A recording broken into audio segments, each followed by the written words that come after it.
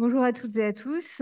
Merci d'avoir répondu à l'invitation lancée par Campus Urbain, qui est une association du territoire Grand Orly-Seine-Bièvre, dont l'objet est de réfléchir à toutes les thématiques qui touchent l'enseignement supérieur et la recherche sur ce territoire. Le territoire Grand Orly-Seine-Bièvre, c'est plus de 700 000 habitants. Ça s'étend d'Ivry jusqu'aux portes de l'Essonne. Et je dirais qu'une des particularités, c'est qu'il n'y a pas de campus universitaire sur ce territoire, mais plein de micro-campus, on pourrait appeler ça comme ça. Par exemple, sur Ivry, vous avez à peu près 8 000 étudiants dans différents établissements d'enseignement supérieur. À Vitry, vous avez le campus Cherriou. À Villejuif, il y a encore un autre campus, à Cachan, etc. Et donc, vous n'avez pas un campus unique, ce qui fait que sur la question de l'alimentation, ça a forcément des conséquences parce que sans campus unique, vous n'avez pas de restauration universitaire notamment. Donc, à partir de ce constat, du fait que pour l'ensemble des établissements d'enseignement supérieur avec lesquels nous avons discuté, la question de l'alimentation est revenue. Quand nous avons échangé avec les étudiants, c'est plutôt la question de la précarité alimentaire que celle de l'accès à l'alimentation. Et donc, on s'est dit qu'il fallait qu'on essaye d'avoir des chiffres plus précis, de mieux comprendre les difficultés des étudiants. Et puis, notre idée aujourd'hui, c'est de lancer une réflexion commune entre les différents acteurs de cette question-là, c'est-à-dire, bien sûr, les acteurs de l'enseignement supérieur, le Crous qui ne peut pas être présent aujourd'hui puisqu'ils ont leur conseil d'administration, mais qui seront présents par la suite dans la démarche, les représentants des étudiants, les collectivités territoriales, parce que depuis la crise du Covid, on s'est rendu compte que les collectivités territoriales pouvaient aussi être des acteurs de cette question-là. Alors, je dirais des acteurs peut-être un peu contraints au départ. C'est-à-dire que quand ils ont vu la situation des étudiants, ils ont essayé de réagir et de réagir avec les solutions dont ils disposaient, qui n'étaient pas forcément adaptées à une population étudiante. Les collectivités territoriales, elles ne sont pas toujours en lien, notamment avec les étudiants de leur territoire, parce que c'est une population qui bouge très rapidement, que les moyens de communication qui sont utilisés par les collectivités sont peut-être pas adaptés spécifiquement à cette population. Et donc, du coup, on s'est dit qu'il fallait qu'on trouve une solution pour pouvoir réfléchir tous ensemble à cette question et essayer. Alors déjà, aujourd'hui, on est plutôt sur le partage de connaissances avec l'étude, le rendu de l'étude, en tout cas le rendu synthétique de l'étude que nous avons fait à l'échelle du territoire. On a à peu près 700 étudiants qui ont répondu à une enquête qui avait deux thématiques, hein, l'accès à une alimentation de qualité et durable et la précarité alimentaire. Ce qui va nous permettre déjà d'avoir une première, je dirais, état des lieux de cette question sur notre territoire. Et aujourd'hui, ça doit vraiment être vu plutôt comme un point de départ pour essayer de construire ensemble des solutions. Par exemple, à Ivry, ce soir, il y a une distribution d'aide alimentaire. Ce sont des colis d'alimentaire, d'hygiène, et puis aussi des chèques services. Comment vous allez faire pour calibrer le nombre de colis que vous allez prévoir? La ville, elle n'avait pas de chiffres sur la précarité étudiante. Donc, ils ont commandé un nombre de colis, voilà. Mais je dirais que c'est du coup, comment être certain qu'on répond aux besoins des étudiants quand on n'a pas de données précises. Et je sais qu'il y a d'autres collectivités qui réfléchissent à organiser des collectes régulières, pas des collectes, des distributions régulières, etc. Mais voilà, la question, elle est vraiment de comment on peut essayer ensemble de trouver des solutions, ou en tout cas des améliorations à cette question-là sur le territoire. Et nous, on pense qu'il faut que les acteurs discutent ensemble, partagent, et on a aussi des acteurs de la recherche, parce que je crois que c'est aussi important d'avoir leur point de vue. Donc voilà, l'objectif de cette première journée, c'est déjà plutôt de faire l'état d'un constat. Merci beaucoup, Marc. Je vous rappelle que vous êtes présidente de Campus Urbain, qui organise cette journée, que vous êtes aussi adjointe au maire d'Ivry-sur-Seine et conseillère territoriale de Grand Orly, Seine-Bièvre. Et donc, c'est à tous ces titres que vous êtes parmi nous aujourd'hui pour ouvrir cette journée. Vous avez évoqué l'enquête menée par Campus Urbain. On va tout de suite en donner les premiers résultats avec Licia Akari, qui est chargée de mission enseignement supérieur, conseil scientifique à la mairie d'Ivry. Deux campus urbains, je n'ai plus de son et le son revient. Voilà. Donc je disais Emma Devallois, directrice adjointe de campus urbain pour cette enquête. Euh, Licia, un premier mot peut-être pour nous donner le contexte de cette étude. De quoi s'agit-il? Alors, bonjour à tous et à toutes. En fait, cette étude est réalisée en partenariat avec l'association Campus Urbain Seine-Amont et la ville d'Ivry-sur-Seine. Donc, pourquoi la ville d'Ivry-sur-Seine? Parce qu'elle regroupe aussi un grand nombre d'établissements d'enseignement supérieur, notamment 14, ce qui est un très grand nombre pour une ville de 65 000 habitants, avec environ 11 000 étudiants qui transitent dans ces établissements, mais aussi dans les universités alentours. Et il nous a paru naturel de travailler conjointement en partenariat donc avec Campus Urbain sur la réalisation de l'enquête sur l'alimentation des étudiants, pour laquelle nous avons recueilli, comme l'a rappelé mon élu Marie Piron, environ 700 réponses à ce jour. Alors, on a procédé de manière hybride. On est allé, elle a commencé l'année dernière dans le cadre de la première distribution alimentaire au sein de l'hôtel de ville d'Ivry. Et je rappelle donc que ce soir, entre 16h et 20h, il y a encore une distribution de colis et de chèques alimentation pour les étudiants. Donc l'année dernière, à l'occasion de cette distribution, on a initié cette enquête munis de tablettes, tout simplement. Et ça nous a permis de rencontrer un grand nombre d'étudiants, de discuter un peu avec eux et de voir, de tester l'enquête. Ensuite, on a continué au pied des résidences étudiantes, puis aussi dans les établissements d'enseignement supérieur avec l'autorisation des directions, bien sûr, sur les temps de pause des étudiants. Ça nous a permis aussi d'avoir in situ, face à face, euh, de prendre un petit peu le pouls de ce qui était en train de se réaliser au niveau de la précarité alimentaire, mais aussi des besoins en termes de commerce de proximité ou tout simplement d'installation au sein des établissements d'enseignement supérieur. Cette enquête est aussi réalisée en ligne. Elle est à destination des étudiants, donc, mais il y a aussi un lien pour les résidences étudiantes et un lien pour les directions des établissements d'enseignement supérieur. Alors, le plus gros succès, c'est bien sûr auprès des étudiants avec environ 700 réponses à ce jour. Et vous en voulez plus, je crois, hein. Donc on peut On a un continuer à remplir. L'objectif qui nous a été fixé par Marie Piron est de 1000. On a bon espoir de l'atteindre.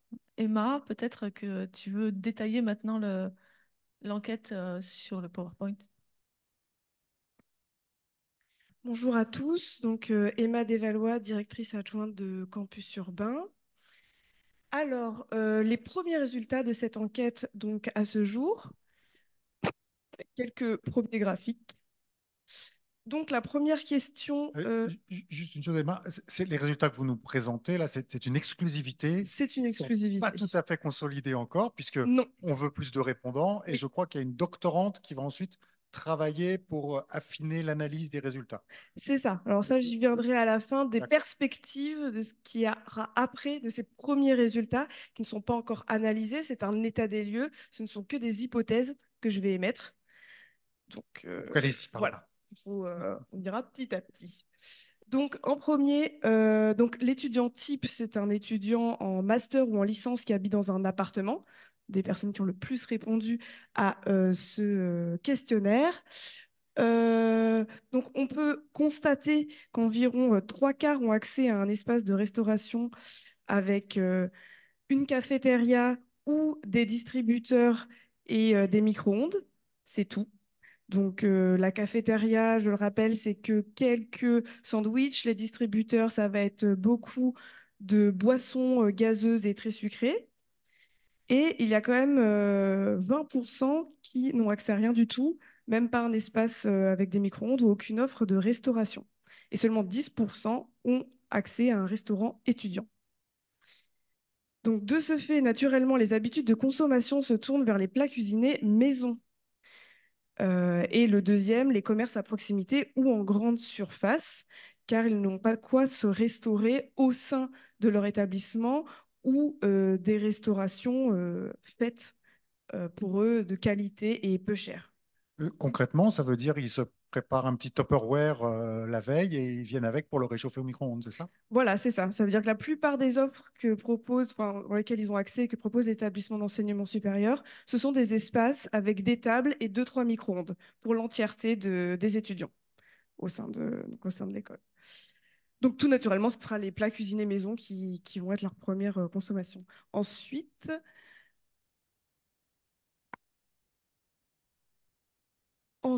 on leur a demandé s'ils sautaient des repas et pour quelles raisons. Donc à 50%, on voit qu'ils sautent des repas occasionnellement et 23% régulièrement. Donc ça fait 70% des étudiants qui sautent des repas. On peut faire le lien euh, tout de suite avec le pourquoi, donc le manque de temps, le manque de motivation et pour des raisons économiques sont les trois plus grandes raisons. On peut émettre une hypothèse. Le manque de temps, leur première façon de consommer des aliments, ça va être des plats préparés maison. Donc, c'est un souci, une charge mentale en plus, du temps pris sur la formation ou sur le temps de repos. Le peu de motivation, on habite souvent seul quand on est étudiant. Donc, exactement pour les mêmes raisons de manque de temps, on n'a pas envie de de consacrer ce temps à cuisiner pour une personne ses repas.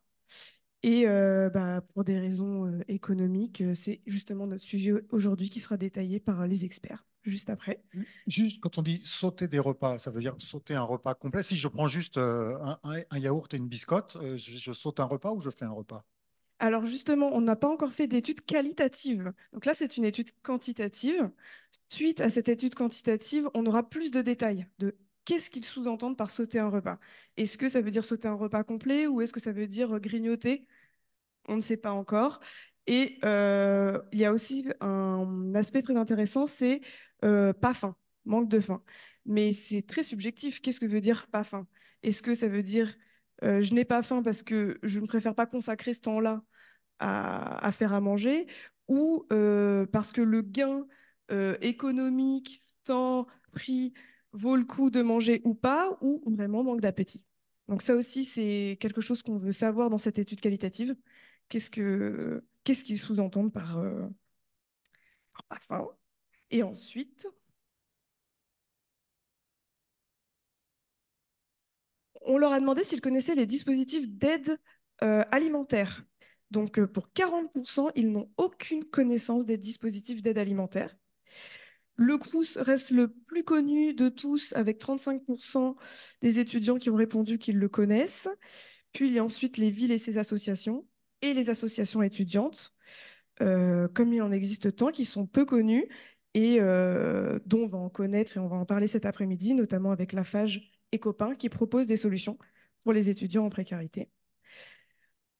On s'est aussi intéressé un petit peu à la qualité nutritionnelle.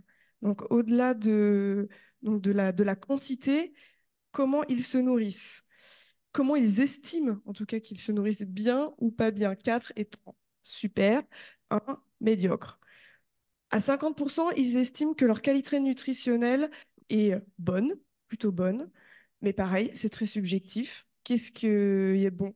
Une pizza avec des légumes dessus ou pas Donc ça va être tout le travail, donc des perspectives qu'on va mener donc suite à ces premiers résultats.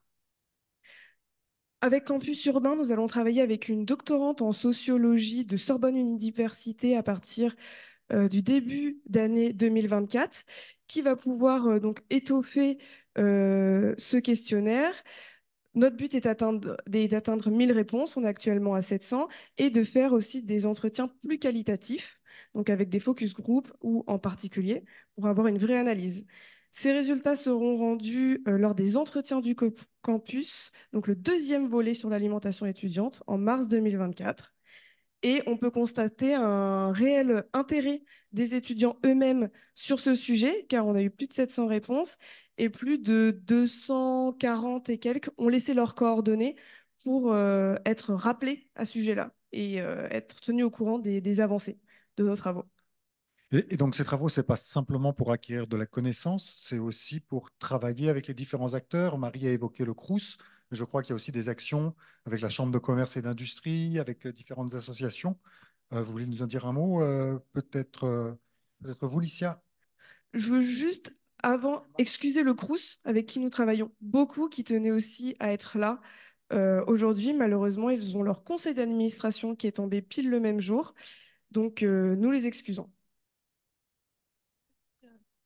Ajouter un mot sur les associations. C'est vrai que aujourd'hui, nous organisons au niveau municipal avec le CCAS une distribution alimentaire pour les étudiants. Donc, c'est tous les ans maintenant. Néanmoins, entre-temps, nous avons des associations qui supportent justement cette question et vraiment de loin, vraiment et énormément, telles que l'État solidaire, Solidarités, enfin d'autres associations locales. Hein, je parle pour ce qui concerne ma municipalité. Donc les associations sont un acteur primordial en fait dans ces questions. On l'a bien vu aussi dans les médias quand il y a eu la crise sanitaire, les files d'attente auprès des associations qui se sont saisies de la question pour justement apporter de l'aide aux étudiants. Il y a une autre question aussi qui est sous-jacente dans la préparation des repas. Encore faut-il avoir un coin cuisine et encore faut-il avoir de quoi payer l'énergie qui augmente de plus en plus pour pouvoir préparer les repas. Donc c'est quand même une question très complexe et des enjeux très importants pour cette jeunesse qui est en apprentissage, en formation et qui demain tiendra les rênes de ce pays peut-être. Voilà. Très bien. Oui, donc effectivement, oui, l'alimentation, c'est la croisée de beaucoup d'enjeux. C'est ce qu'on va voir avec notre première table ronde. Merci beaucoup. Je vais donc demander à Sarah Biche et Marine Verdron, qui représentent la FAGE, la Fédération des associations générales étudiantes, de me rejoindre. Alexis Midol-Monet, qui est chargé des relations avec les partenaires de la vie étudiante à l'Association des villes universitaires de France, la VUF, de se joindre à nous.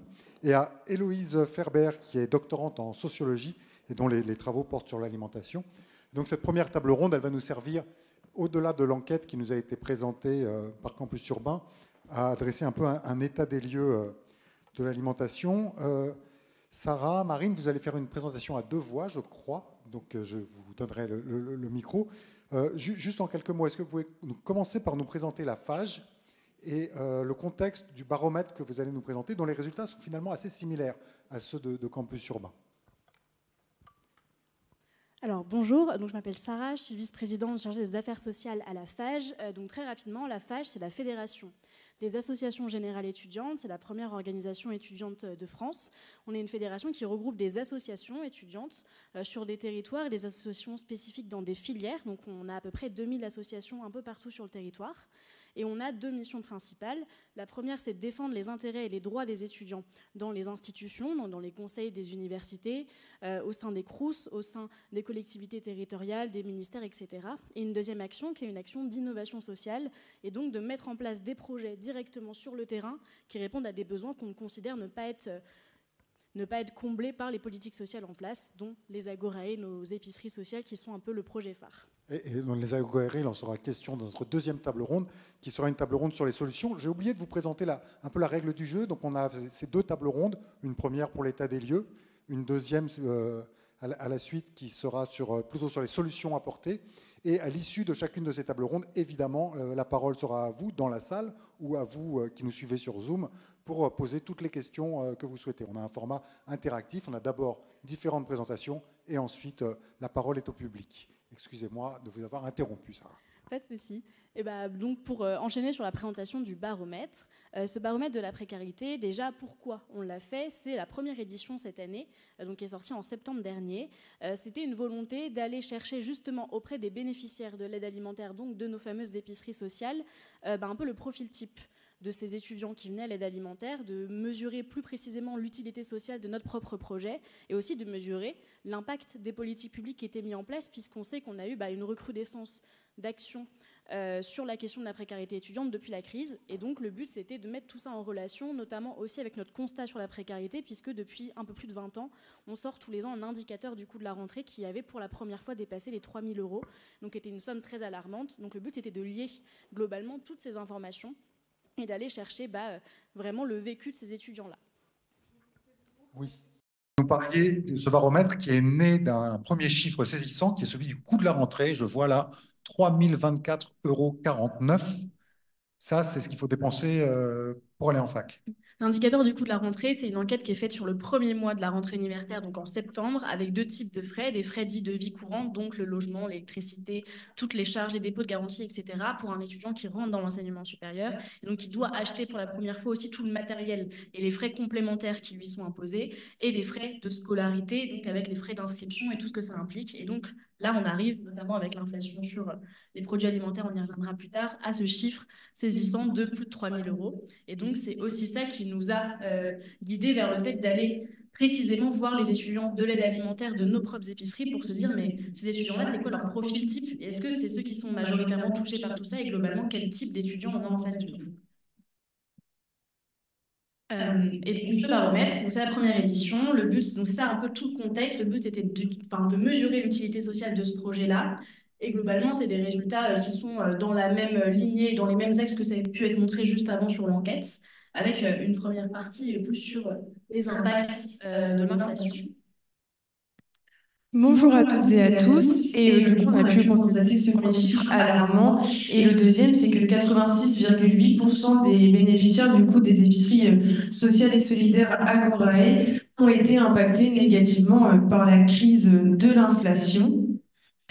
Et parce qu'on le sait, et notamment depuis la crise sanitaire aussi, que le public jeune, le public étudiant, la tranche des 18-24 ans est le plus touché finalement par la précarité alimentaire.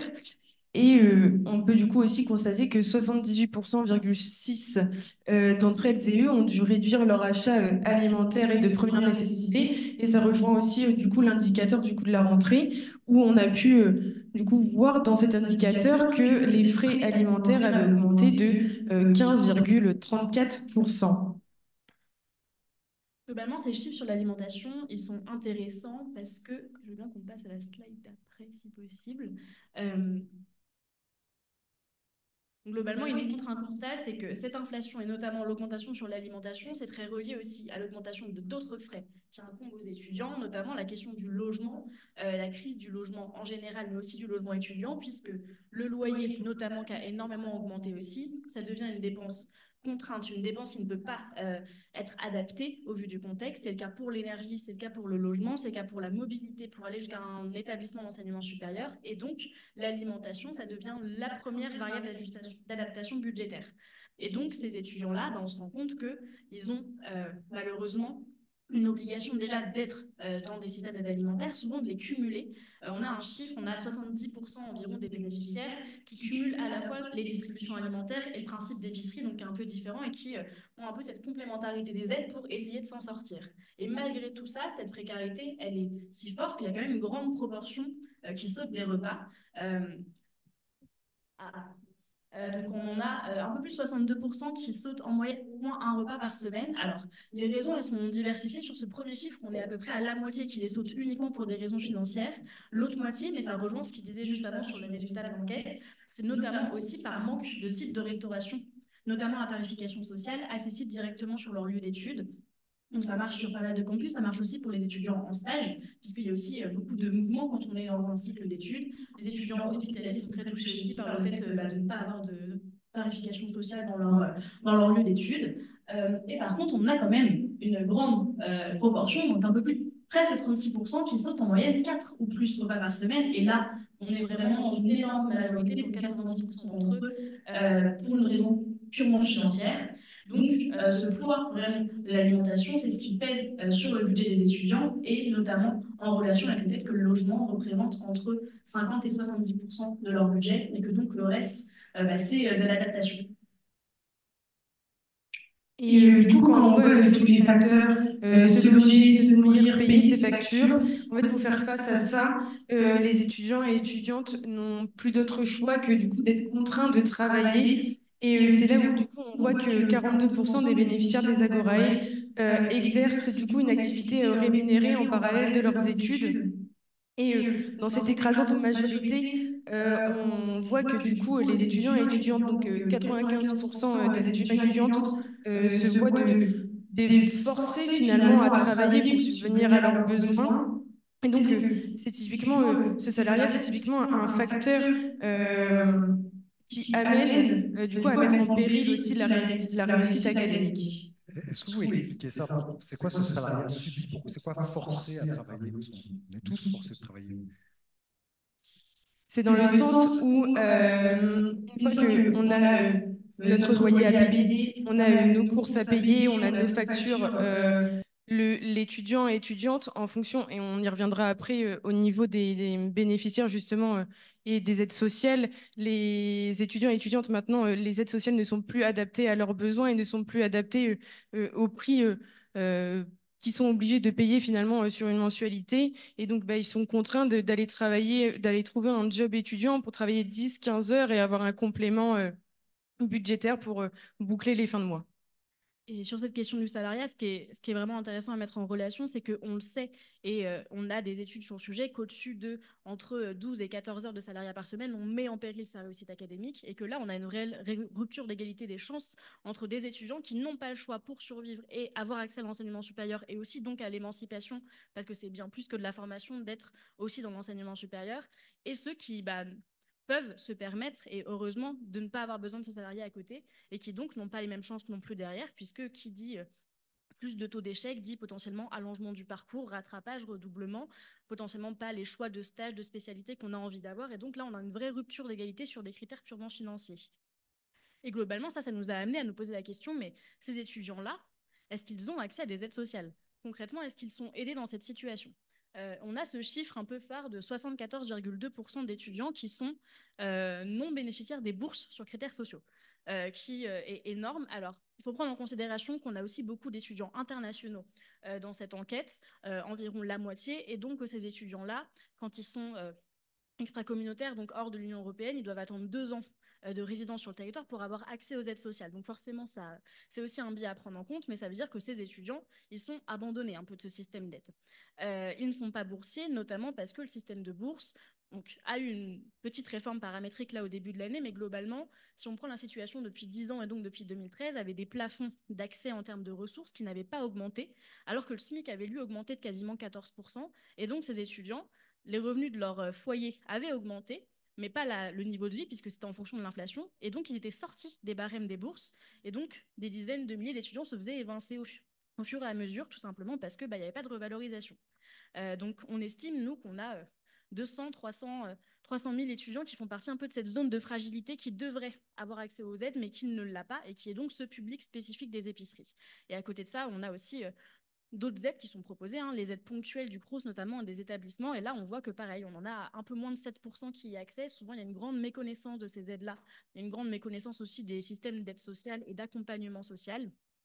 Idem pour la question du repas à 1 euro, on en a 64% qui n'en est pas bénéficiaire, alors qu'on peut aussi se déclarer directement pour le faire. Donc, à la fois un système de non-éligibilité aux aides et à la fois un système de non-recours sur les aides qui sont plus ponctuelles. Globalement, ça nous montre surtout qu'on a un système qui est à bout de souffle, qui a besoin d'être revalorisé, et que ces chiffres-là, ils sont très prégnants sur le fait d'avoir des politiques sociales qui soient adaptées aux réels besoins des étudiants. Et donc, on a d'autres chiffres que vous pouvez découvrir sur le dossier en entier si jamais. Là, on n'a pas tout détaillé, mais on a notamment l'impact aussi sur la santé, la question de la santé mentale, de l'accès aux soins, qui est aussi en relation avec les situations de précarité. Merci beaucoup, Sarah. Merci beaucoup, Marie. Pour rester avec nous dans cette table ronde, on va prendre des questions de la salle et de Zoom s'ils nous entendent toujours issus de cette table ronde. Alexis Midol-Bonnet, après le point de vue des étudiants, on va passer au point de vue des universités. Vous êtes conseiller municipal délégué à la jeunesse et à la vie étudiante à la ville d'Orsay. Et vous êtes aussi chargé des relations avec les partenaires de la vie étudiante à l'Association des villes universitaires de France, la VUF. Ma première question, c'est est-ce que ces chiffres vous surprennent? 3/4 des étudiants qui s'estiment abandonner des aides sociales, 2/3 qui sautent un repas par semaine ou au moins un repas par semaine. Est-ce que d'abord ces chiffres vous surprennent? Et puis ensuite, est-ce que vous pouvez présenter un peu la VUF et puis ce que peuvent faire les collectivités devant ce phénomène? Ça fait beaucoup de questions. Ça fait beaucoup de questions, mais ça fait également beaucoup de réponses qui, je pense, intéressent tous nos publics connectés ou présents ici. Malheureusement, ces chiffres ne me surprennent pas et je pense qu'une manière globale, peu importe compris au sein de l'Association des villes universitaires de France, nos divergences philosophiques, nos différences de sensibilité politique, de couleur partisane. Je pense que aucun élu local ne peut se permettre d'accepter la réalité de ces chiffres et de les accepter en tant qu'un fait indépassable que nous devrions laisser passer. L'Association des villes universitaires de France, elle regroupe 105 collectivités territoriales, elle regroupe principalement des municipalités, elle regroupe également des communautés de communes, des agglomérations, des territoires, des métropoles dans les grandes villes françaises. Elle regroupe également un département qui a une spécificité un petit peu historique et on est présent ici dans le département du Val-de-Marne, donc voilà, je parle en partie à des connaisseuses et des connaisseurs, mais voilà, le Val-de-Marne en fait partie. Euh, au sein de, voilà, de toutes ces collectivités, euh, on reviendra sur cette slide un petit peu plus tard. Je préfère qu'on passe à la suivante, s'il vous plaît. Voilà. Bon, après, je connais ce qui a marqué globalement, donc je vais pas me contentionner parce que sinon ça va être un peu. Non, non, ça va aller. L'Association des villes universitaires de France, elle a trois fonctions principales. D'abord, elle a quand même une fonction qui est celle de créer du lien, rassembler les collectivités aux réalités diverses. Par exemple, moi, je suis conseiller municipal à la jeunesse, à la vie étudiante à Orsay. On a 18 000 habitants à peu près, mais on est au beau milieu du pôle universitaire Paris-Saclay qui comporte jusqu'à 55 000 étudiants qui traversent le plateau de Saclay, le campus Vallée, les territoires. Et comme je le disais tout à l'heure, on a des grandes métropoles, on a la ville de Paris, on a des grandes métropoles universitaires comme Bordeaux, comme Marseille, comme l'Eurométropole de Strasbourg. Donc c'est vraiment important de pouvoir faire dialoguer les différents points de vue, les différentes réalités, les différentes cultures également de coopération territoriale quand elles existent ou quand elles n'existent pas encore et qu'elles sont en train de se construire. Il y a toute une dimension également de partage, d'enrichissement au niveau de la formation, à la fois de nos élus locaux, à la fois aussi de la formation des agents territoriaux connexes entre établissements d'enseignement supérieur et collectivités, notamment pour diagnostiquer la précarité, repérer, suivre, écouter, coordonner un petit peu les différents outils, les différentes données que peuvent avoir nos différentes institutions publiques, voire même également des partenaires privés, hein. On en parlera, notamment sur le logement. Il y a une fonction également qui est d'animer un petit peu, alors pas d'animation de la vie étudiante, parce qu'au sens vraiment juridique des compétences, moi j'en profite dans cette séance d'introduction pour rappeler que la compétence vie étudiante n'est pas une compétence des collectivités territoriales, ça fait partie du vaste champ des compétences optionnelles. Théoriquement, il y a l'État, il y a les universités qui animent la vie étudiante et éventuellement un petit peu la région. Mais voilà, les villes déjà qui sont impliquées en font plus que leur simple champ réglementaire. Et je pense voilà, qu'une clarification à ce niveau-là pourrait aussi aider à mieux coordonner les dispositifs en termes de précarité. Quand vous dites une clarification, ça voudrait dire qu'il faut que ça devienne une compétence obligatoire ou qu'il faut reconnaître que les villes se saisissent de ce dossier alors même que ce n'est pas une compétence obligatoire? Comment on clarifie? Ouais, je pense qu'il faut d'abord oui, reconnaître, c'est pas encore forcément le cas partout, que les villes s'en saisissent et leur donner pas forcément bien sûr les moyens financiers, mais leur donner également plus de moyens en termes de levée de fonds, en termes de dégagement également de ressources humaines pour s'en saisir. Après, voilà, en termes de compétences obligatoires, compétences optionnelles, nous, au sein de l'Association des villes universitaires de France, on croit beaucoup également aux agglomérations, aux communautés de communes pour aussi piloter et réguler un petit peu différents sujets. Euh, et on a également une fonction qui est de représenter les collectivités dans les discussions. Avec par exemple le ministère de l'Enseignement supérieur. Moi, dans ma délégation au sein du Bureau national, et Marie Pierron, que je salue, hein, qui a introduit cet après-midi, fait également partie du Bureau national. Elle est également administratrice nationale déléguée sur ces thématiques, tout comme Hervé Willem également, qui est élu à Cachan dans votre territoire du campus urbain. Donc voilà, il y a une fonction de représentation des collectivités par rapport au ministère de l'enseignement supérieur, par rapport à la région, par rapport également aux représentants des universités, aux vice-présidents, aux vice-présidences thématiques, vie de campus, vie étudiante particulièrement. Donc voilà, moi, ma délégation aux partenaires de la vie étudiante, elle embrasse tout un large panel. Il y a le réseau des CROUS, il y a le CNUS au niveau national, tous les acteurs de santé également, les organisations représentatives étudiantes qui en font partie, également la conférence étudiante des vice-présidents d'université. Donc voilà, c'est une délégation qui se construit, mais ça nous est essentiel, nous, de pouvoir être sans cesse dans le dialogue, l'échange, le partage de données. Ce que vous recherchez, c'est une espèce de coopération entre les différents acteurs, c'est ça? Oui, une coopération et également pas tant une coopération d'affichage, mais une coordination pratique. Nous, si on pouvait résumer les fonctions de l'Association des villes universitaires de France, c'est vraiment un réseau de partage des bonnes pratiques et un réseau qui vise également à valoriser ce que peuvent faire des collectivités, ce qui passera un petit peu sous le radar, ce que peuvent faire également des universités, ce que peuvent faire également des étudiants. Parce que nous, on a notamment sur le thème de la santé, j'y reviendrai, qui nous a beaucoup occupé ces derniers mois. On a tendance à porter une approche globale de la vie étudiante, globale du bien-être étudiant, et la question de la précarité alimentaire, mais également la question de la précarité locative. Tout ça, en fait, tout ça s'additionne, tout ça se complète, tout ça forme, si on réussit à répondre à ces défis, un plus. Un étudiant qui est en bonne santé, en bonnes conditions alimentaires, qui est en bonnes conditions économiques également, qui est en bonnes conditions mentales, de fait, est un habitant qui peut davantage s'épanouir dans la cité, peut davantage s'épanouir dans son bassin de vie, peut davantage s'épanouir dans la construction de sa vie de jeune adulte, sa vie professionnelle, sa vie citoyenne, sa vie d'engagement ou pas forcément d'engagement, mais voilà, ça forme un plus. Et nous, en tant qu'élus locaux, ce qu'on veut, c'est le bien-être des habitants, et c'est bien pour ça qu'on est interpellé également au quotidien dans la rue. C'est pour permettre à notre modeste échelon que l'ensemble de la communauté vive mieux, vive bien et soit fière de là où elle vit. Vous évoquiez la santé, on n'est pas très loin de l'alimentation hein, avec la santé. Vous avez rédigé un guide, je crois. Oui, alors je veux bien qu'on aille sur voilà, sur nos dernières réalisations. Notre vice-président de l'Association des villes universitaires de France, Michael Delafosse, maire de Montpellier, président de la métropole également, s'est investi dès l'année 2021 à la création d'un groupe de travail autour des questions de santé étudiante. Nous, les questions de santé étudiante nous alarment depuis un petit peu toujours.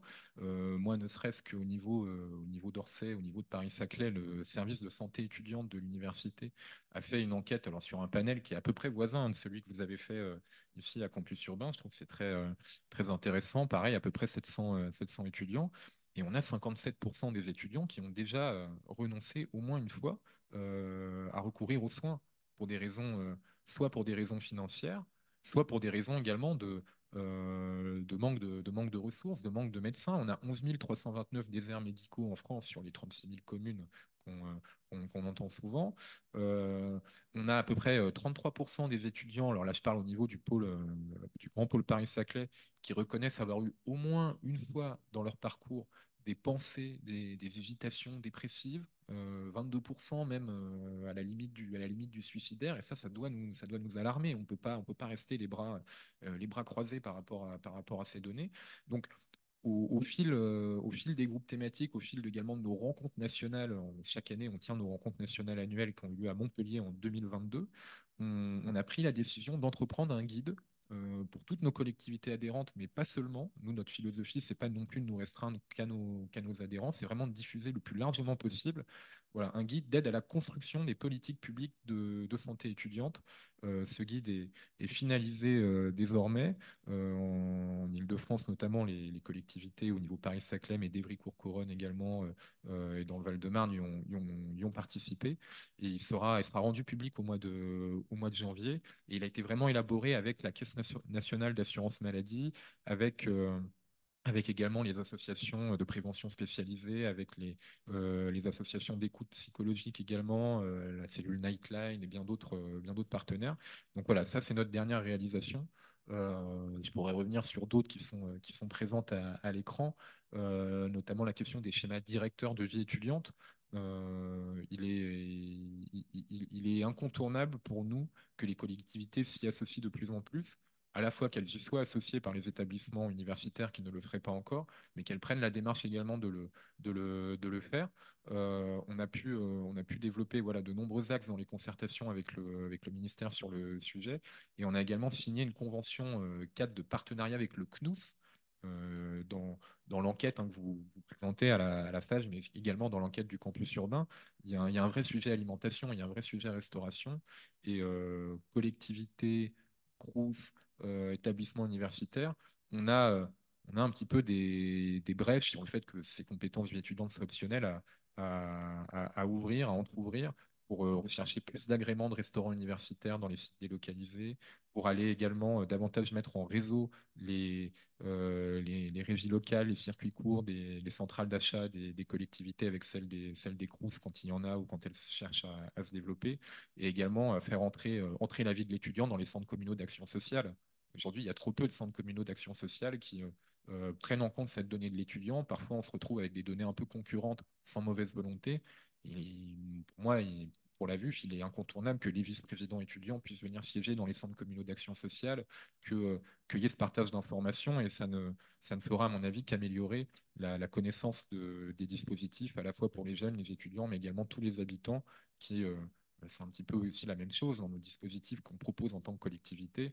Il y en a encore trop qui ne connaissent pas assez bien leur accès aux droits, pour des raisons tout à fait diverses. Mais il faut qu'on se saisisse de ça à bras le corps. Merci beaucoup, Alexis Midolmonet, pour cet état des lieux et puis le fait que les synergies sont en train de se mettre en place. On verra ça plus en détail dans notre deuxième table ronde. Et puis, on ne peut pas faire un état des lieux sans chercheurs. On ne peut pas ne pas chose, en l'occurrence. Euh, Héloïse Ferber, vous êtes doctorante en sociologie à l'Institut de recherche interdisciplinaire sur les enjeux sociaux, qui est un institut de l'école des hautes études je vais y arriver, école des hautes études en sciences sociales. Voilà, et vous travaillez là sur la durabilité alimentaire après avoir fait, donc là vous êtes c'est votre doctorat en cours, et vous êtes heureux d'une thèse ou l'autrice d'une thèse, nourrir la transition, articulation des enjeux économiques, écologiques et sociaux à travers l'alimentation. Donc ça, c'était vos travaux précédents. J'aimerais bien, avec vous, qu'on rentre un peu dans les définitions. Donc, on a parlé de précarité, on a évoqué la question de la qualité de l'alimentation des étudiants. Est-ce que tout ça, ça correspond à des travaux? Est-ce que ça veut dire des choses précises? C'est quoi déjà l'accès à l'alimentation pour un sociologue? Merci Une beaucoup. sociologue. Non, merci beaucoup déjà de m'avoir invitée et je suis très heureuse d'être là. Oui, donc c'est un mémoire que j'ai écrit, hein. Donc je suis en cours d'écriture de thèse, mais j'ai pas encore écrit de thèse. Donc moi, je travaille pas sur les étudiants, malheureusement, donc je vais pas aider beaucoup là-dessus, mais voilà, je vais essayer d'amener plus des définitions un peu plus globales et en tout cas des tensions aussi et des conflits qu'on peut avoir en recherche autour de ces définitions, autour de termes. En sociologie, on fait beaucoup ça quand il y a des termes qui sont beaucoup utilisés comme des allants de soi. On essaye d'aller questionner un peu ce qui se dit derrière. Et donc, moi, voilà, donc pendant mon mémoire que j'ai fait l'année dernière à l'EHESS également, je travaillais sur 2 associations en Île-de-France qui travaillent sur l'écologie, l'alimentation et qui visent des publics populaires. Et ils parlent beaucoup d'accès à une alimentation de qualité. Et donc, voilà, je voulais parler un petit peu d'accès, accessibilité, de quoi on parle déjà. Je pense qu'il faut revenir déjà sur le fait que quand on parle d'accessibilité, ça définit le problème, mais également sa solution comme étant des distances en fait entre des groupes sociaux et l'alimentation en question. Et donc il y a différentes distances qui sont abordées. Il y a l'accès géographique dont on a commencé à parler il y a une quinzaine d'années, notamment aux États-Unis en parlant de désert alimentaire, on connaît bien maintenant. Qui venait déjà informer en fait qu'il y a des disparités voilà, de commerce et de produits qui sont disponibles en fonction des quartiers, des régions, et que l'alimentation, bah, c'est quelque chose du quotidien, ou en tout cas quelque chose de régulier, donc on ne peut pas faire 300 km pour aller chercher des produits. Donc déjà, ça ramenait ça. En même temps, la limite de prendre seulement en compte l'accès géographique, ce serait de dire, bon, bah, du coup, on va mettre ce commerce-là et les gens vont venir. Et on se rend compte qu'il y a d'autres problèmes. Donc, il y a l'accès financier dont vous avez parlé et dont la première enquête a parlé également. On parle alors de mirage alimentaire, en fait, quand il y a un quartier qui va mettre quelques commerces avec des produits frais, par exemple, ou des produits bio, mais qui vont être beaucoup trop chers pour les habitants et donc qui ne vont pas être accessibles. Alors déjà, moi, sur mes terrains, par exemple, il y avait une nuance que j'ai trouvée intéressante sur le fait de réduire le prix. Moi, j'ai donc 2 associations qui avaient 2 modalités différentes. Et donc, l'une réduisait le prix, mais gardait quand même l'acte d'achat, donc garder un prix euh, pour éviter une domination symbolique du fait d'un don où il n'y aurait pas de contre-don. Ça, c'est quelque chose qu'on étudie et qui s'étudie de plus en plus dans les questions d'aide alimentaire, et notamment Bénédicte Bonzi qui a travaillé là-dessus. En même temps, l'autre association avec laquelle j'ai travaillé, elle voit le fait de faire un don inconditionnel, le fait que ce soit complètement gratuit, et là j'imagine que c'est aussi des dons, en tout cas ce dont on parlait aujourd'hui, comme quelque chose de, voilà, d'un engagement politique et surtout que ce soit vraiment accessible à tous et toutes. Donc on peut voir déjà ces nuances. Il y a d'autres distances. Une autre distance dont on parle de plus en plus, c'est la distance symbolique. Donc je voulais m'y arrêter rapidement, mais distance symbolique, c'est déjà le fait de se sentir légitime de passer la porte, de dire ben ça me parle à moi.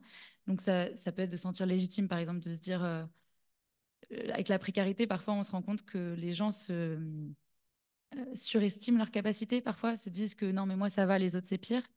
Donc ça peut poser des questions de légitimité. Mais distance symbolique, ça peut aussi être de créer du connu. C'est-à-dire, en fait, quand on fait ses courses, et c'est pareil dans les produits alimentaires qu'on choisit, on va chercher des choses qu'on connaît.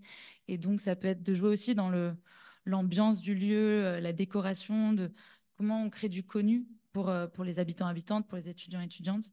Aussi de comprendre le fonctionnement. C'est simple, on comprend tous le fonctionnement d'un supermarché, comment ça marche.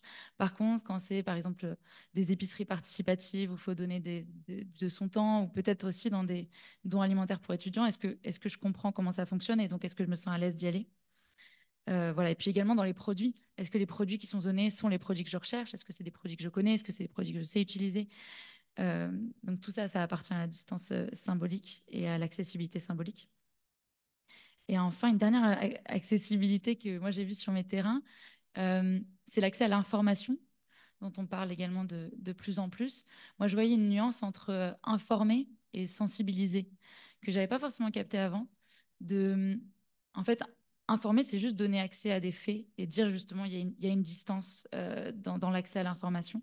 Sensibiliser, c'est pas exactement la même chose. Sensibiliser, c'est tenter de rendre sensible. Donc ça passe par l'émotionnel. Et donc, c'est pour, in fine, modifier des pratiques. Donc, ce n'est pas exactement le même postulat et je pense que c'est important de se le rappeler. Je vais ensuite... Et la qualité, alors l'accessibilité, c'est bon, on a compris, ouais. Et que c'est beaucoup plus compliqué que ce qu'on pensait au premier abord, mais vous l'avez expliqué simplement. Et la qualité, alors c'est quoi une alimentation de qualité? Alors, j'ai pas la réponse à ça, mais... Non, vous n'êtes pas nutritionniste. Je suis pas nutritionniste. Non, et en plus, en fait, moi, la qualité, je l'ai abordée parce que donc, sur mes terrains, on parlait de manière omniprésente quoi, d'alimentation de qualité. Et, et en fait, quand je suis allée creuser, donc je travaille avec les salariés, avec les membres actifs, les bénévoles, c'est quoi une alimentation de qualité? Je me rendais compte que la réponse, elle n'est pas forcément de soi. Ça s'apparentait à une construction de sens, c'est-à-dire qu'on mobilisait différentes choses et on essayait de les faire adhérer ensemble. Donc, ce que j'entendais chez les salariés et les membres actifs, quand je parlais de qualité, on parlait de la production, en fait, dans les produits. On parlait d'alimentation bio, on parlait de local. Après, j'étais dans des assos qui parlent d'écologie, hein, donc on était dans cet endroit-là, plus que l'endroit nutritionnel d'ailleurs, parce que c'était pas forcément leur intention. Peut-être dans d'autres assos, ça aurait plus parlé de santé. Mais voilà, on parlait d'une traçabilité des produits, on parlait que ce ne soit pas des produits modifiés, qui soient issus d'une petite coopérative familiale. Donc c'est la qualité environnementale du Voilà, produit. ça parle d'une qualité environnementale, ça parle, voilà exactement. Et en fait, on peut même l'assimiler à la définition de la durabilité que donne la FAO en 2012, qui va intégrer voilà, le respect des écosystèmes et de la biodiversité dans cette définition d'une alimentation de qualité. Pourtant, moi, sur mes terrains, ce que j'observais et que je poursuis maintenant en thèse, c'est chez les bénéficiaires une autre manière de jauger la qualité, qui était une manière beaucoup plus... nous, on parle de qualité organoleptique, donc ça parle de la qualité qui vient des sens. Donc, qu'est-ce que je vois, qu'est-ce que je touche, qu'est-ce que je sens, qu'est-ce que je goûte dans mes aliments. Donc, je voyais voilà, les bénéficiaires parler voilà, du goût des aliments, mais également de la qualité de conservation, par exemple, des aliments. C'était un endroit où ça vendait des produits en vrac et ça posait la question de la conservation des aliments. Est-ce qu'ils ont bien été manipulés, travaillés avant? Est-ce qu'ils vont se garder, en fait, parce que c'est important aussi. Ça pose la question de l'hygiène aussi dans cette qualité-là. En fait, c'est plein d'autres choses qui sont très éloignées de cette qualité environnementale dont je parlais avant. La qualité environnementale, elle a un côté assez théorique, ou en tout cas, elle doit être nommée. En fait, on ne peut pas la voir à l'œil nu. Elle doit être labellisée, enfin, c'est quelque chose qu'on doit dire. Et là, ça parle d'une autre qualité qui est plutôt tirée de l'expérience et de la connaissance pratique qu'on peut avoir aussi. Moi, ce que je voyais sur mes terrains, c'est qu'en tout cas, la qualité n'était pas vraiment définie. Et deux, en fait, ces deux notions pouvaient rentrer en conflit. C'est-à-dire que parfois, on me disait, bah non, on ne peut pas avoir cette hygiène-là, on ne peut pas avoir cette conservation-là parce qu'on va privilégier la qualité environnementale. Donc, pourquoi pas? Je ne dis pas qu'il y en a une qui est mieux que l'autre, mais je dis juste que c'est important d'aller le définir et surtout d'aller prendre en compte qu'il y a une pluralité dans la société de jugement sur ce qui fait la qualité et que c'est important de le prendre en compte. Voilà. Merci pour cette précision. Et puis pour nous rappeler que l'alimentation, c'est aussi une histoire d'émotion et de sensations. Est-ce qu'on a des questions dans la salle? On est entre nous, hein, vous levez le bras, je vous apporte mon micro en courant. Vous voyez, je le fais tout de suite. Et est-ce qu'on a des questions sur Zoom en même temps?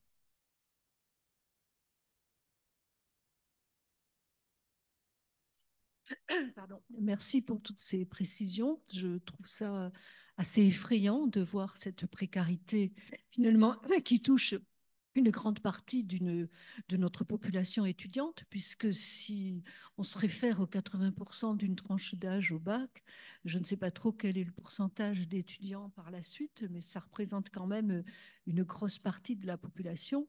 Et la question que je me pose, quel est l'impact de cette précarité alimentaire, de cette précarité de vie, de cette précarité médicale dans la réussite de cette tranche d'âge? Parce que quand même, les étudiants, c'est notre force vive, c'est la force vive de l'avenir. Ce sont eux qui vont par la suite prendre tous les postes, travailler, payer nos retraites. Bon, mais quel est l'impact donc de cette précarité sur leur taux de réussite? Est-ce que vous avez des chiffres là-dessus? Est-ce qu'il y en a beaucoup qui sont obligés d'abandonner, de rentrer directement sur le marché du travail?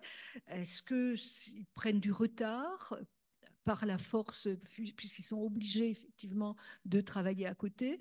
Enfin, est-ce que vous avez aussi étudié toutes ces conséquences? Ah, les deux, les deux, oui, les deux, puisque c'est quand même, enfin, je pense que c'est la question qu'on peut se poser une fois que le constat est posé, quelles sont les conséquences de cette précarité? Et peut-être que c'est aussi les mettre en évidence, c'est peut-être aussi une manière d'aider à lutter de façon plus efficace contre cette précarité. Alors, sur les impacts, c'est un peu ce qu'on abordait sur la question du salariat subi. Là, c'était un chiffre d'un peu plus de 40% sur les bénéficiaires. La dernière enquête globalement nationale sur le sujet, ça va être celle de l'Observatoire de la vie étudiante, ça date de 2020. Avec ce chiffre de 46% d'étudiants et étudiantes qui doivent se salarier en parallèle de leurs études, mais on parle de salariat sur l'année, pas de salariat saisonnier, qui là concerne la majorité des étudiants. On n'a pas un chiffre exact sur combien d'étudiants, parce qu'ils sont précaires, vont abandonner, tout simplement parce que ces étudiants, une fois qu'ils sortent du système, en fait, on n'a plus de traces d'eux, si jamais ils s'insèrent dans la vie active directe, qu'ils vont avoir un travail, etc. Par contre, on est capable d'évaluer le fait que, en se salariant plus que 12 heures par semaine, là, on a un impact sur la réussite académique. Et ça, on a des études dessus qui montrent que c'est ce palier-là de 12-14 heures de travail par semaine qui est un peu décisif. Mais encore une fois, ça dépend très largement des filières d'études et on revient sur des biais qui nous amènent à nous dire que, en fait, selon la capacité financière de base, on ne peut pas aussi s'orienter vers les études qu'on veut. Parce que des études qui ne permettent pas d'avoir un salarié à côté, il y en a plein. Il y en a plein qui nécessitent aussi d'avoir des stages très régulièrement qui ne permettent pas non plus d'avoir un travail. Donc, on a aussi toute cette dualité-là de potentiellement, on peut avoir accès à l'enseignement supérieur, mais déjà pas à toutes les filières. Et une fois même qu'on y est, on parlait de rupture d'égalité. Je vais prendre un exemple que je connais bien en filière de santé, par exemple. Souvent, le fait d'aller au rattrapage, c'est quelque chose qui est directement pris en compte dans les choix qu'on peut faire ensuite pour avoir des stages et des spécialités. Quelqu'un qui a été au rattrapage passe automatiquement en bas du classement pour aller choisir derrière son stage. Et là, on s'oppose vraiment des étudiants qui vont travailler tous les soirs, tous les week-ends, ont évidemment beaucoup plus de chances d'aller au rattrapage et donc vont être pénalisés dans leur capacité à faire le choix qu'ils veulent derrière et donc qui influencent finalement tous les plans de leur vie. Et donc, on le disait, cette précarité, donc elle a un impact sur leur capacité à avoir un logement, à s'alimenter, à avoir un logement proche de l'établissement, donc sur le temps de transport, sur l'accès aux mobilités, sur l'accès, et on en parle très peu, mais au-delà de juste pouvoir répondre à ces besoins physiologiques, on parle aussi d'avoir le droit à une vie sociale, à un droit à la culture, à un droit au loisir, à plein d'autres choses, et aussi leur capacité euh, bah, à pouvoir juste venir en cours, à pouvoir aller dans les stages qu'ils veulent, à pouvoir avoir les expériences professionnelles qu'ils veulent. On a beaucoup de filières qui n'ont pas de stage, notamment en licence. Et donc là, on a des étudiants qui peuvent faire des stages sur les vacances, certains qui ne peuvent pas parce qu'ils doivent travailler. Et donc, on a toute cette rupture d'égalité qui se crée. Et c'est pour ça que nous, maintenant, on est plutôt en capacité de dire que la précarité, c'est le premier facteur d'échec académique et que donc, un des arguments, s'il en fallait un de plus que l'argument social sur la question d'avoir des réformes structurelles sur le sujet, c'est que c'est un investissement sur des citoyens ensuite et que laisser des étudiants s'implanter sur un territoire, faire des études toute la durée dans un établissement, etc., c'est aussi leur donner les capacités d'avoir une appartenance à un territoire, de s'y implanter plus tard. C'est un facteur économique pour la suite. Et c'est quelque chose que nous, en tout cas, on fait le constat qui est très peu pris en compte sur la manière dont on réfléchit les politiques publiques en matière de lutte contre la précarité. Héloïse, est-ce que vous voulez compléter sur les impacts sociaux de la précarité alimentaire en particulier? Ouais, j'ai pas grand-chose à rajouter, mais je pense qu'on on minimise ou on oublie tout l'impact social que ça a d'avoir faim, d'avoir faim sur la santé, sur le mal-être, sur le fait de ne pas pouvoir sociabiliser aussi, puisque le fait de ne pas avoir d'argent pour manger fait qu'on ne peut pas sortir avec les autres étudiants, par exemple, tous ces facteurs-là. Et je pense enfin, tu l'expliquais très bien, tout le temps passé par exemple, dans le fait d'avoir un boulot à côté, ou même, j'imagine, de devoir aller dans des dons alimentaires qui prend du temps, qui prend le temps de transport pour y aller, pour le ramener. Tout ça, c'est du travail qui n'est pas mis dans le fait de faire des études. Et je pense que juste ça agrandit en fait l'écart entre classes sociales, entre les classes populaires qui donc ne vont pas pouvoir faire d'études et finalement avoir des salaires moins conséquents dans leur vie d'adulte, et ceux qui ont des parents avec de l'argent qui vont juste pouvoir continuer tranquillement. Donc ça, voilà, ça augmente ça. Est-ce qu'il y a une autre question dans la salle? Monsieur, je viens à vous. On a des questions en ligne ou pas beaucoup? Sur Zoom, là, si vous m'entendez, posez-nous des questions. Merci. Bonjour, Christophe Ambroise, département du Val-de-Marne. J'ai une petite question sur l'évolution, sur la tendance, parce que c'est un baromètre 2023. Je voulais savoir si vous aviez des informations sur les années précédentes, et notamment pour mettre en évidence l'évolution de la pression démographique étudiante, décorrélée aux moyens qui sont stables. Et je ferai la comparaison avec l'ONDAM, par exemple, l'objectif national des dépenses d'assurance maladie, qui n'augmente pas de la même manière que les besoins, qui sont beaucoup plus importants, et que finalement, on se retrouve vraiment dans une situation assez tordue. Moi quand je me répète mes années étudiantes, c'est vrai que l'accès au CROUS était assez simplifié, avec des repas à 2 euros de mémoire. Enfin, c'est fou que ça devienne un problème aujourd'hui. Et je ne suis pas très vieux, enfin, c'était il y a 15-20 ans à ma fac. Je trouve ça quand même absolument. Enfin, voilà, je voudrais qu'on mette en avant quand même l'absence de moyens peut-être donnés aux étudiants, mais comme à d'autres citoyens. Donc voilà, voir la tendance et si la précarité avait fortement chuté depuis 5-10 ans, on va dire.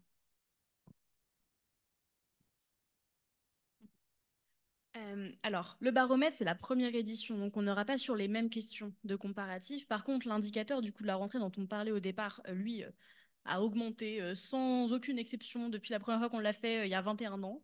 Donc pour le coup, il n'y a pas de... il n'y a pas de sujet sur le fait que cette précarité soit en augmentation et qu'elle soit aussi corrélée au fait qu'on parlait d'aide sociale. Les aides sociales n'ont pas augmenté par rapport à ça. Par contre, les charges, je parle du prix du repas à tarification sociale, par exemple, dans les Crous, qui est maintenant à 3,30 €, de la contribution de vie étudiante et de campus qui est indexée sur l'inflation, du fait que les charges locatives dans les résidences Crous aient aussi augmenté en fonction de l'inflation.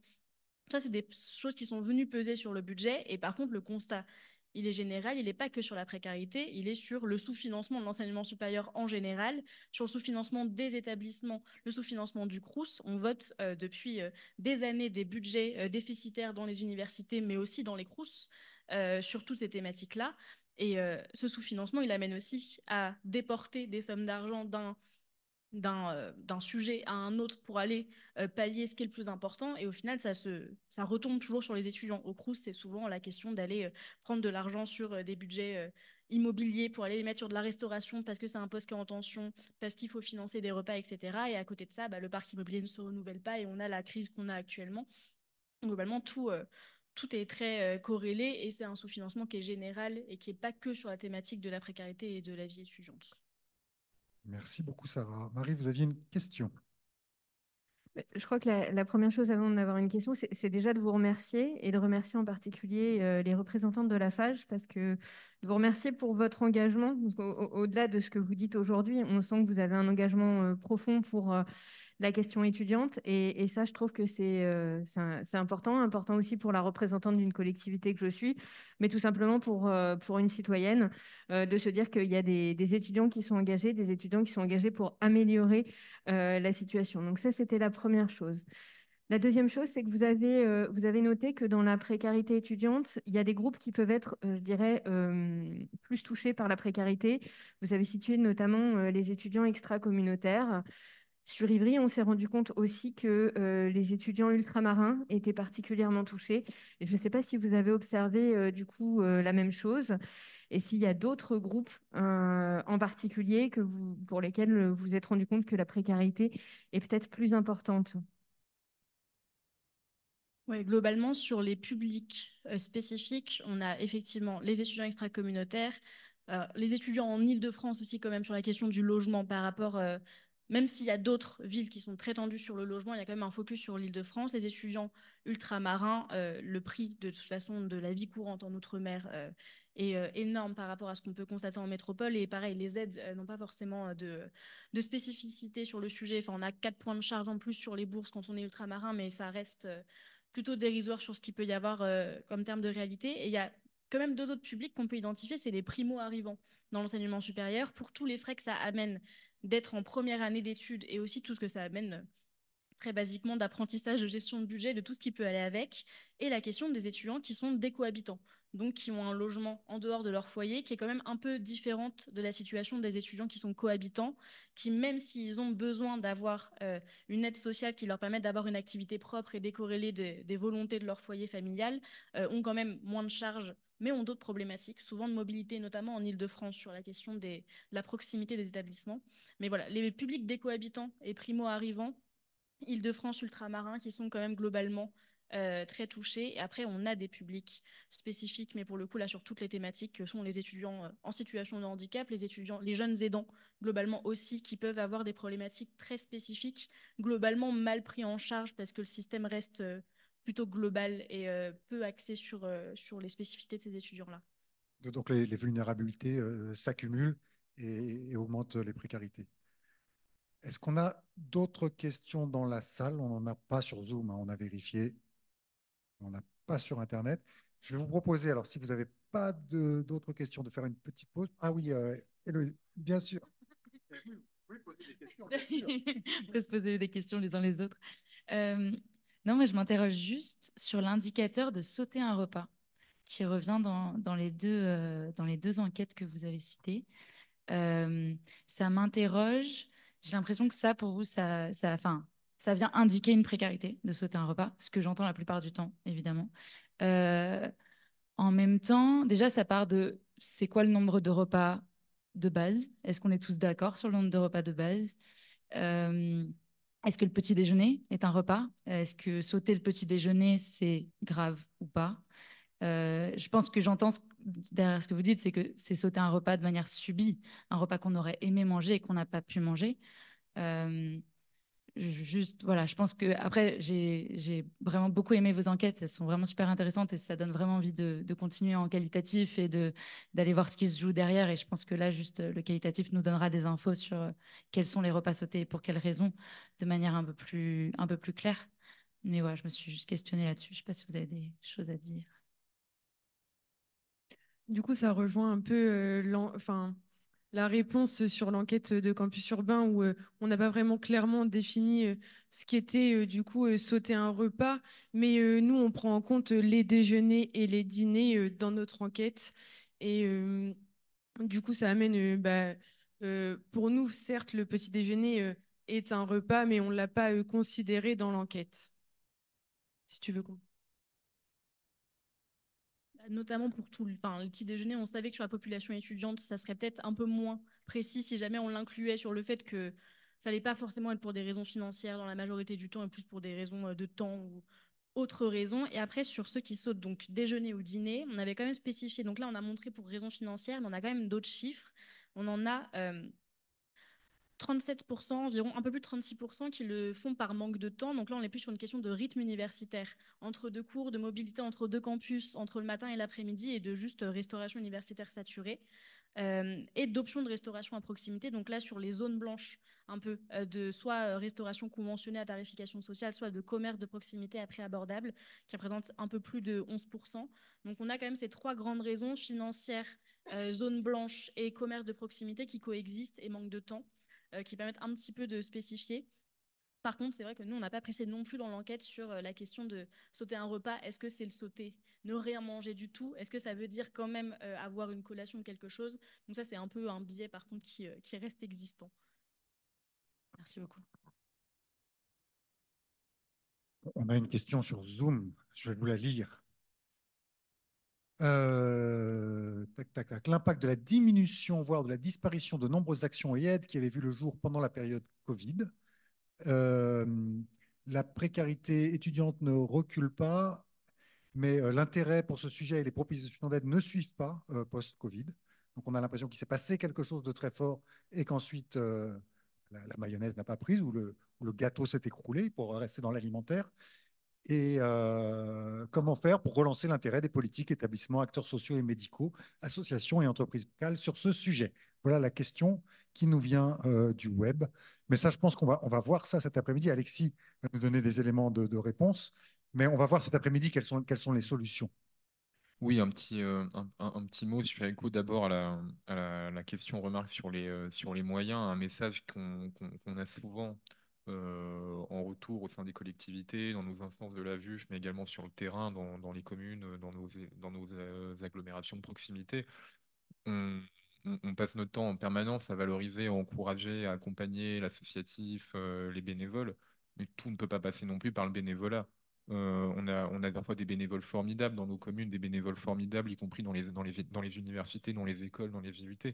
Ne peut pas passer sur du bénévolat, surtout sur une question aussi importante, aussi prégnante que l'alimentation et l'accès à l'autonomie, au fin de compte. Parce que si dans une autre table ronde où j'ai participé, on nous a demandé de définir la jeunesse. Alors, on pourrait définir la précarité également.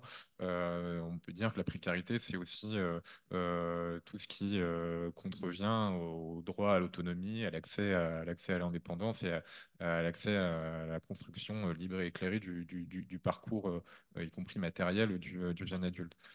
Sur la question de l'électrochoc et de la perception du sujet, c'est sûr qu'il y a eu une grande vague fin 2020-2021 avec des distributions d'aide alimentaire dans Paris ou dans tous les pôles, dans la majeure partie des pôles universitaires qui avaient été très médiatisés. Des fois, on avait plus de 2 km, 2 km et demi de queue, y compris pas très loin d'ici, hein, dans le 13e arrondissement de Paris, à ES Espace, pour des distributions alimentaires. Ça s'est un petit peu tassé à l'issue des confinements. Or, moi, ce que je constate en tant qu'élu local, c'est que sur le terrain, sur les 3 4 derniers mois, euh, ça remonte en flèche. Et quand il y a des distributions alimentaires qui ont lieu dans des villes universitaires, la moitié des participants, ce ne sont pas que des étudiants, que des jeunes des villes universitaires. C'est des étudiants du bassin de vie au sens large. Il y en a, ils font 10-15 km en transport en commun ou en voiture pour venir. Et ça doit nécessairement nous reposer la question de quelle priorité et quel curseur dans le discours politique, dans le discours médiatique, dans le discours législatif, on veut y consacrer. De la simple reconnaissance de services, d'agents, de techniciens, des ministères, de techniciens, des rectorats. S'il n'y a pas au niveau, et j'en fais appel directement à la volonté de Madame la Première ministre, s'il n'y a pas une volonté à ce niveau-là d'investir suffisamment et de déclarer la question de la précarité étudiante comme objectif central des années à venir, par un plan d'accompagnement financier, mais également par des objectifs qualitatifs, des standards de vie. On parle de l'aide alimentaire, mais on pourrait élargir à d'autres champs qui sont pas qu'étudiants. Là, les indicateurs démographiques qui sont plus bons depuis certaines années, même chez les jeunes. Là, je fais une petite discrétion. L'accès à des cours de natation dans les piscines, dans les municipalités qui baissent. Ça peut être un petit peu inquiétant par rapport à des tendances qu'on pensait acquises. Bref, tous ces exemples pour dire il faut remettre des standards qualitatifs, il faut que le politique, il faut au niveau gouvernemental qu'on remette la barre au centre de la vie étudiante et tous les dialogues de bonne volonté sur le terrain ne pourront être qu'inachevés si au niveau supérieur on décide pas de s'en emparer et de revenir sur tous les manquements des dernières années. Merci beaucoup, Alexis. Je vous propose de faire une petite pause. On se retrouve à 15h30 et puis une autre question avant la pause. Alors, une dernière avant de partir. Et pour vous remonter le moral, on va parler des solutions à partir de 15h30. Là, on a fait un état des lieux un peu sombre, mais ça va être mieux cet après-midi. Tant mieux. Oui, Laurent Dotti, je suis directeur de l'éducation de la ville d'Ivry-sur-Seine. Moi, j'ai une question, en fait, pour savoir si cette tendance-là de précarisation, on l'observe uniquement en France ou à l'échelle européenne ou plus généralement dans les pays occidentaux ou autres. Est-ce qu'il y a des études là-dessus? Qui veut répondre? Alors, je n'ai pas de chiffres très précis. La problématique sur les comparaisons, en tout cas, nous, ce qu'on voit un peu sur le fait, sur les autres pays, c'est que l'accès à l'enseignement supérieur est quand même très différent en France par rapport à d'autres pays. Et heureusement, on a quand même des choses qui se passent bien et l'accès reste quand même facilité par rapport à ce qu'on peut observer dans quand même d'autres pays, notamment européens aussi, sur la question des frais pour avoir accès à l'enseignement supérieur qui font que les populations qui accèdent à l'enseignement supérieur sont aussi quand même plus diversifiées en France et donc sont plus précaires, mais parce qu'elles y ont accès, là où dans d'autres pays, elles n'y auraient pas accès de prime abord. On a quand même des exemples de pays qui ont mis en place des aides sociales de manière universelle qui permettent de contrebalancer ce phénomène-là. Je pense notamment au Danemark sur la question d'une allocation d'environ 800 € universelle pour tous les étudiants, etc., qui permet quand même d'endiguer ce phénomène-là, alors qu'il y a plein d'autres conditions qui sont très spécifiques à leur système d'enseignement supérieur qu'on ne peut pas calquer exactement, mais qui ont permis de faire évoluer ce genre de système-là. Mais on a quand même aussi dans la réalité beaucoup de pays où l'enseignement supérieur est quand même pas démocratisé pour toutes les classes sociales et donc elles sont peut-être moins précaires, mais parce que de toute façon les populations précaires n'y ont pas accès de base, ce qui est quand même moins le cas ici, même si on sait que des populations de boursiers n'ont pas accès exactement aux mêmes filières et qu'il y a des répartitions qui ne sont pas du tout les mêmes, mais on a un accès, en tout cas de visu qui peut être facilité par rapport à d'autres pays. Je n'ai pas par contre d'études en tête. Voilà. De la difficulté de comparer. On fait une petite pause, on se retrouve à 15h30. Il est quelle heure là? Il est